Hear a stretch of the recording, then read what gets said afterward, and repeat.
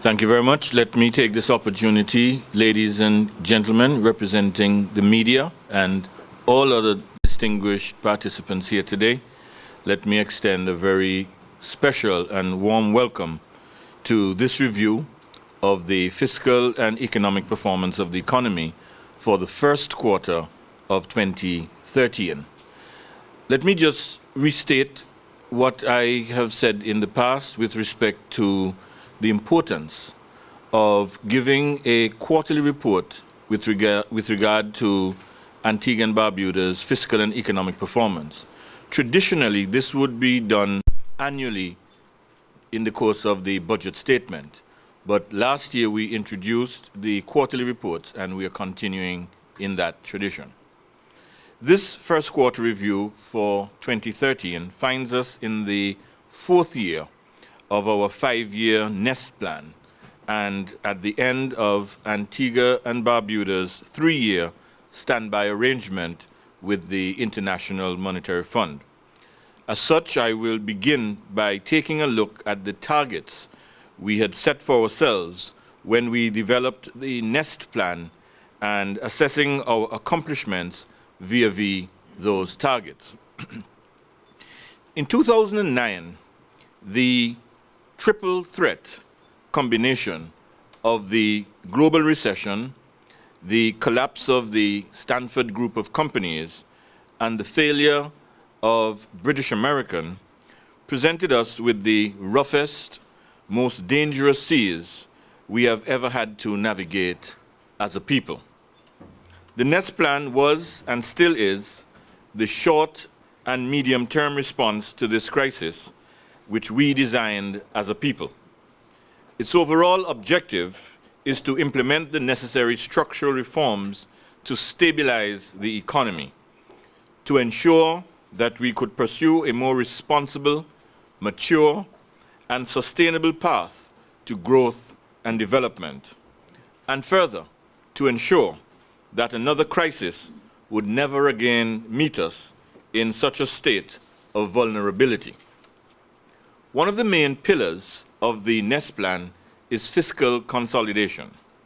This has been pursued by implementing a number of institutional, legislative, and structural reforms which support fiscal stability.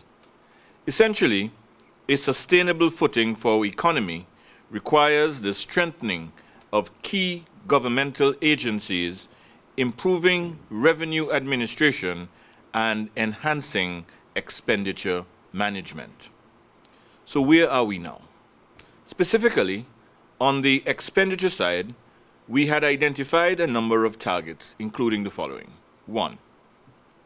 By the end of 2012, we were to have reduced expenditure on wages and salaries by $40 million. In 2009, expenditure on wages and salaries amounted to $299 million, and by the end of 2012, it was reduced by $27 million to $272 million. Expenditure on wages and salaries as a proportion of revenue therefore declined from 49% in 2009 to 42% in 2012. Secondly, by 2013, we had intended to reduce expenditure on goods and services by 10% from 2009 levels. I'm pleased to report that we have surpassed this target. We accomplished a 29% reduction from $162 million in 2009 to $115 million in 2012. This was made possible, for the most part, through tighter controls on the procurement process.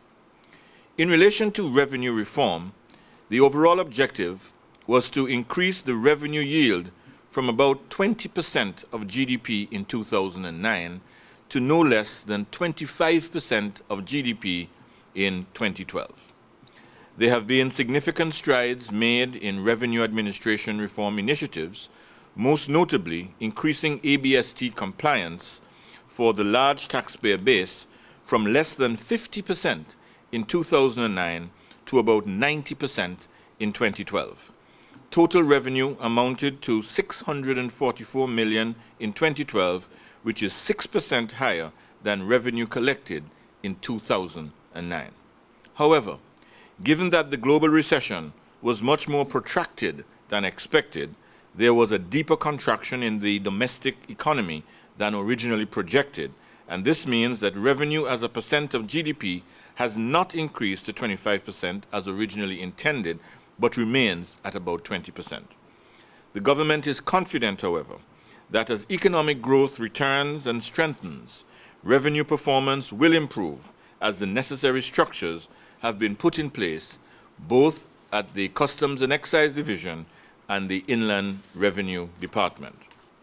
With respect to debt, we had identified the following targets. 1. Reducing the large stock of arrears. The stock of arrears on public debt has declined from 54% of the total debt stock in 2009 to 11% of the debt stock in 2012. Further, the debt stock has fallen from $3.3 billion in 2009 to $2.8 billion in 2012. 2. We sought to reduce the interest burden to no more than 20%. Interest payments, in fact, have fallen by about 68% from $234 million in 2009 to $75 million in 2012. The interest burden, which represents interest payments as a proportion of government revenue, was about 39% in 2009, and this declined to 11% in 2012. This means that the government was able to surpass its goal of reducing the interest burden to no more than 20%. Additionally, in 2009, debt service, that is, the amount required to pay interest and principal on the public debt, amounted to 55 cents of every dollar collected in revenue. In 2012, this declined to 30 cents on every dollar.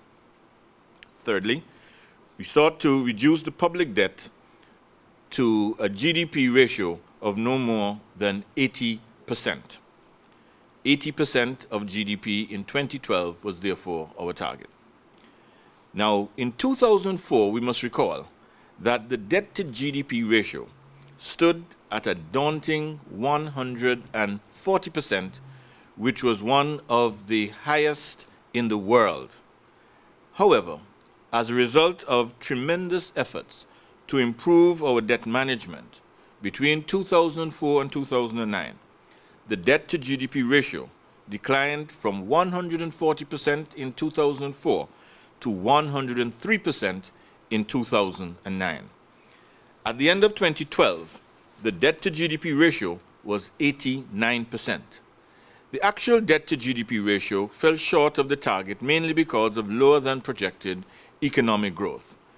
We, however, remain confident that as the economy continues to recover and the government continues to execute its debt strategy, the debt will remain on a downward trajectory so that the Eastern Caribbean Currency Union's target of a debt to GDP ratio of 60% can be attained by 2020 as projected. Finally, the government was able to achieve its overall objective of significantly reducing the fiscal deficit and placing Antigua and Barbuda on a more sustainable fiscal path. The overall fiscal deficit amounted to $592 million, or about 20% of GDP in 2009. At the end of 2012, the combined results of our structural and institutional reforms saw this deficit reduced to a mere 1% of GDP, or about $34 million. These achievements are remarkable, particularly since they occurred at a time when our nation was facing one of the most challenging periods in our history. Though the past 3 years have been tough for our citizens and our residents, I am absolutely certain that the actions taken by this administration have helped to mitigate the effects of the great global recession. As a result of the government's interventions, we were able to avoid some of the more severe fiscal policies that had to be pursued by some other countries. Some of these austere policies include sizable wages reductions for public servants in some countries, retrenchment of public sector workers in others, disbanding of social programs, reducing government pensions, and cutting or eliminating essential services. Now, when the Fiscal Consolidation Program was being developed, the government made a clear determination that it would not pursue a retrenchment program and that it would safeguard the social programs provided to the population. Of course, there were many critics who thought that the government should not have engaged the International Monetary Fund. Some of the concerns raised were that there would be a massive layoff of public servants, that there would be an elimination of the social programs, such as the National School Meals Program, and some even went so far as to say that there would be a devaluation of the currency. I'm happy to state that none of these dire predictions came to pass. Antigua and Barbuda's engagement with the IMF brought US $110 million in direct financing and increased credibility regionally and internationally. This improvement in our credibility resulted in technical assistance and financial support from a number of regional and international agencies, including the Caribbean Development Bank, the World Bank, and the European Union. The funding also helped the government to meet its obligations to domestic and external creditors. From 2010 to 2012, the government made $576 million in principal and interest payments to domestic and external creditors. Of this, $163.5 million was paid to external creditors and $412.5 million was paid to domestic creditors here in Antigua and Barbuda. In addition, the government used the resources to help reduce the stock of arrears that has been owed to local merchants and contractors for many years. Since embarking on the standby arrangement, the government used funds received from the IMF disbursements, along with some of the revenues collected, to make payments of over $250 million to local merchants and contractors. Now, with regard to the fiscal review for the period under review, I can say that compared to the first quarter of 2012, overall fiscal performance in the first quarter of 2013 improved by more than 500%. Maintenance of strong expenditure controls was the main factor that contributed to this result. Revenue performance. Total revenue and grants amounted to $159.6 million, which represents a 3.4% decrease compared to the first quarter in 2012. This was due to a significant decline in revenue from stamp duties and the reallocation of a number of taxes. I'll refer to those in a while. Now, revenue from stamp duties amounted to $19.1 million in the first quarter of 2012, reflecting increased activity in the real estate sector and, in particular, a major transaction related to the expansion work at Jumbi Bay Resort.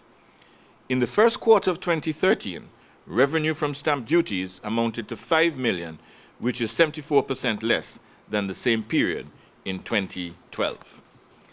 Now, corporate income tax increased by about 171%. That's it. Corporate income tax increased by about 171%, from $6.5 million in the first quarter of 2012 to $17.6 million in the first quarter of 2013. This improvement was driven mainly by the Inland Revenue Department's effort to collect corporate income tax arrears. The Customs and Excise Department also collected arrears of about $10 million in respect of the oil import levy, which resulted in a 100% increase in revenue from this source compared to 2012. Though revenue from the Antigua and Barbuda sales tax, the ABST, remained relatively flat at about $53 million in the first quarter of 2013, there were increases in revenue from the personal income tax, import duty, and the revenue recovery charge. Revenue from the personal income tax increased by 18% from 9.8 million in the first quarter of 2012 to 11.6 million over the same period in 2013.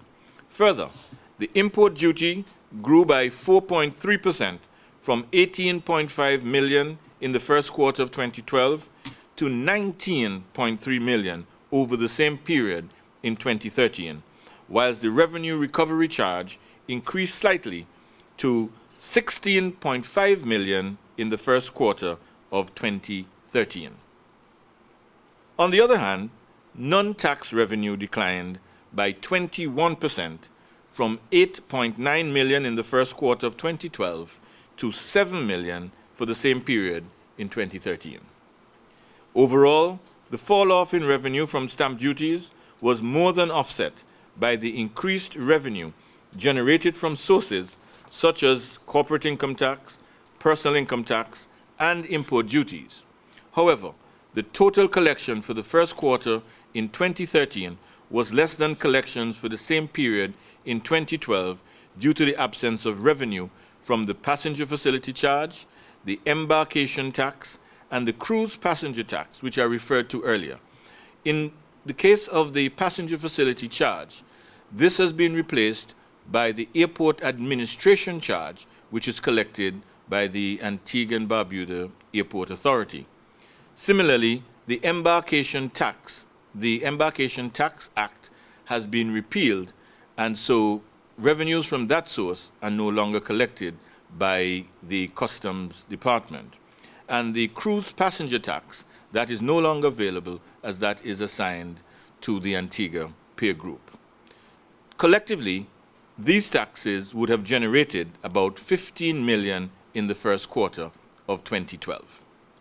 Now we turn to expenditure. Total expenditure decreased by 23.8% or 41.1 million from 172 million for the period January to March 2012 to 131 million for the same period in 2013. Also, primary current expenditure, which includes wages and salaries, goods and services, pension payments, and other transfers, declined by 35 million from 148 million at the end of the first quarter of 2012 to 113 million at the end of the first quarter in 2013. The main contributor to the decline in primary current expenditure is spending on other transfers, which fell by 64% from 30 million in 2012 to 10 million at the end of the first quarter in 2013. This is largely the result of the timing of transfer payments to statutory corporations. There were decreases in other components of primary current expenditure. For example, wages and salaries fell by 1.6% from 66.8 million at the end of the first quarter in 2012 to 65.7 million at the end of the first quarter in 2013.